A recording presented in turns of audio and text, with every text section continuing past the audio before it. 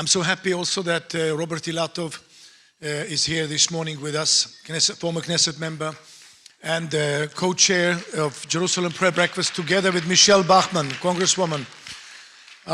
You know, the whole story began when, Robert, you were appointed by the Speaker of the House in 2016 to the position of the chairman of the Christian Allies Caucus. And I saw that you wanted to get things done. And I was in the Knesset and you said, Albert, can you help me? And I said, how can I help you? And he said, look, we need to build another alliance of the Friends of Israel. I said, why? There are so many. Christian Friends for Israel, there is Christian Embassy, there is Bridges for Peace. Robert said, no, we need something that is ours. Something that comes out of here, out of Knesset. And without thinking, I said, Robert, then we need a prayer breakfast. He said, Albert, are you out of your mind? This is a Jewish state. You don't want us to pray to Jesus, do you? And I said, look, Robert, we can find something that the Christians and Jews can agree about to pray together. He said, forget it. We can pray for the peace of Jerusalem, I said. Yeah. Then he went to the president, Reuven Rivlin. And I don't know how this conversation went, but when Robert came back, he said, you know what? Rivlin loved the idea. He will host the event. He will support Jerusalem Prayer Breakfast as long as he's in the office. He will not say it in public, but he will do it. Are you going to help me now? Well, what do you do then? You have to start working. And it was a miracle that we were able to gather 570 VIPs, leaders from 58 nations at the first Jerusalem Prayer Breakfast on the 50th anniversary of reunification of Jerusalem, 2017. And how many of you were there? Robert, you were there. Harley, you were there. Michelle were there. Christina, you were there. Harold, you were there. Frederick, you were there. And Jacob, you were there. Amazing. Amazing. I'm sure that there were many more, and there are those online watching us. And it was remarkable. It was remarkable. Michele Bachmann, she was our keynote speaker, and instead of speaking at Waldorf Astoria, she prayed for half an hour. And nobody ran out. And the whole movement, I believe, was born. And the president was true to his word. He invited us, received us in his residence. We were there, and the Knesset speaker received us in the Knesset. It was powerful, powerful meeting. And we didn't plan. You know, when we at first were planning, we were thinking like this, that, well, if we are able to keep it, you know, alive and to continue year after year in Jerusalem, that would be enough. Dayenu. You know, it would be good.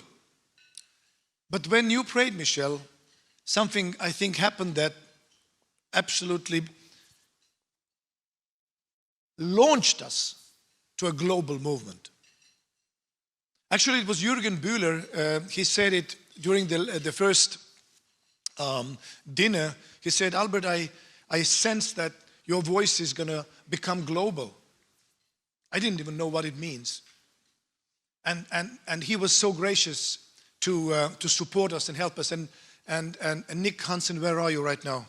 I don't know, I don't see you.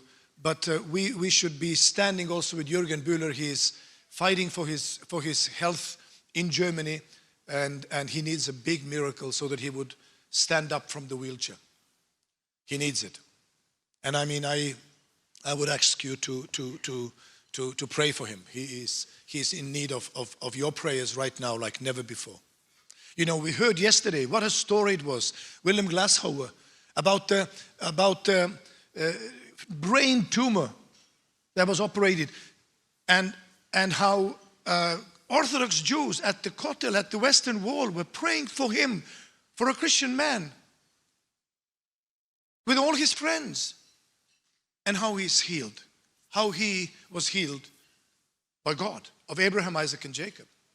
This is just outstanding to see these miracles, in our midst. I'm very honored to see member of Folketing, Morten Messerschmidt, with us. Thank you for hosting us in your beautiful city, in your beautiful country. We have Mayor Jakob Neiseger with us. Thank you so much for being with us, for making this beautiful tour in the City Hall of Copenhagen yesterday. Was unforgettable, unforgettable. And the way how it works is exactly like this. Robert, when he started it in the Knesset, he sent out his letters telling the Christian leaders all around the world, we are asking you to pray for the peace of Jerusalem. And then people from other countries started picking it up. So we had the First Lady of Uganda. We had the President of Ghana. We had the First Lady of Brazil, Michele Bolsonaro, former First Lady. We had the members of Parliament from Holland, from Finland, from Estonia, from Sweden, from Australia, from United States of America, congressmen, senators, inviting us to their cities. And this is, Morten, what you have done. You have opened the door. By saying, yes, I want Jerusalem Prayer Breakfast to come to Denmark, to come to Copenhagen. You have opened a door for a blessing over your country. Because this is something that is totally unbelievable. When you, as I said, study the history, you will see how Theodor Herzl, a journalist at that time in Vienna, gets a burden about the Jewish state. The Jewish people were praying about return to the land of promise for 2,000 years. But suddenly this man writes this little booklet and stirs up the whole world. There was a Christian man, William Veksler, saw that book in Vienna, picked it up, read it, and started frantically to seek to meet Herzl. He meets Herzl without introducing. He tells him, where have you been? I've been looking for you. I've been telling about you that you will come. Because he was believing that the redemption will start for the Jewish people in 1897. Don't ask me how he calculated it, but there's been a cycle of jubilees from that day forward. Now, why am I saying this?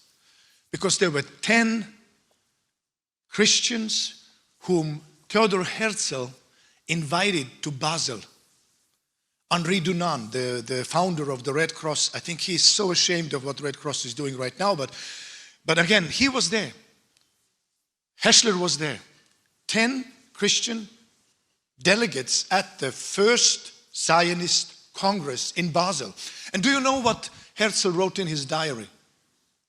In Basel, I established a Jewish state. If I would say that, he wrote, in public, everybody would laugh at me. But in 5 years, for sure, in 50, the whole world will see it. Now make your math calculations. 1897, he writes it in his diary. Add 50. 1947, the vote at the UN, the partition vote, 33 countries. Now, UN was smaller than 50-something. 33 countries voted for. Who could have thought? The prophecies of 2,000 years, more, 3,000 years, that the Jewish people will be scattered and then regathered to the land, suddenly becomes reality. Can a nation be born in one day? Yes, it happened. And 11 minutes after the declaration of Ben-Gurion, our first Prime Minister, United States of America, confirmed and declared the recognition of the newly born state of Israel. Now, why am I saying this? Because there were Jews and Christians working together. Why did Truman recognize Israel?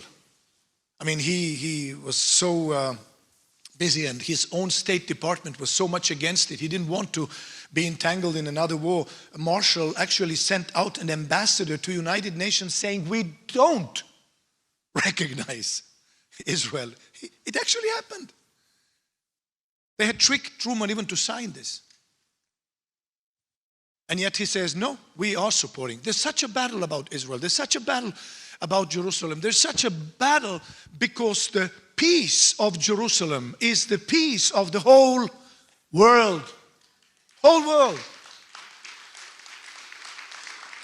And there is something about prayer for Jerusalem that is groundbreaking, that is shaking the earth, that is changing the history. Now, I spoke yesterday a bit about the fact how Daniel reads from the book of Jeremiah that 70 years that Jerusalem was desolated have come to an end. And he starts to pray. Now, he says this in the 9th chapter. He says it that it happened to him on the first year of King Darius. So it's not 9th chapter, it's 6th chapter. You remember what is in Daniel 6? His friends, colleagues, made the king to pass a law. Nobody can pray for 30 days. Nobody can pray for 30 days. Only to king. Or be thrown into the den of lions. Why 30 days? Well, we read in the book of Daniel that it took 21 days for the angel to come. So they knew they have to stop Daniel. Why? Because there was something in the making, something that was so great, something about the future of the whole world that they tried to stop. You say, well, look what happened. I mean, he was thrown to the den of lions. Well, look what happened. He came out of the den of lions without a scratch. And then what happened? The king said, I'm going to change the laws of the land. Everybody has to fear the God of Daniel. Everybody has to respect that God who saved him out of the lion's den, despite my stupid law. He didn't add that. But you see, we are at a major crossroad. And Morten, we are so thankful for your country. Denmark, for the last 100 years, I mean, you have had a long history of supporting Jewish people. But saving the Danish Jews from Holocaust is a great, great mandate. And I believe you are having now another moment, such moment coming, because you, Denmark, will become presiding over European Union. But not only that, you will be part of the United Nations Security Council, non-permanent member.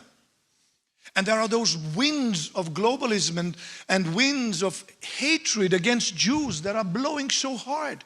We were just in New York, and how many? 143 nations voted to say, God, you have no right to tell the Jewish people you can live in your land. 143 nations said, we give you 12 months. We give Jews 12 months to leave East Jerusalem. Read Temple Mount. Read half of the city. We give you 12 months to leave Judea and Samaria and Gaza. Hello. Who are you? Why do nations rage? Why do they fight against God and His anointed, as Psalm 2 says? But this is where we are in this world. We are on a brink. A precipice is right before. And people don't realize. I mean, we heard it yesterday. How sick our world has become. Right is wrong. Wrong is right. White is black. Black is white. Blindness that has covered. I mean, this is what the scriptures say. Darkness covers the nations. We are right here. Danish people. Danish parliament didn't vote for the Palestinian state, didn't vote for non-existent entity didn't vote. Switzerland, Denmark, I mean, few countries in Europe have kept sanity. We are here to make sure that Denmark, as it enters into this destiny hours, these are your destiny hours, will keep standing with the Jewish people.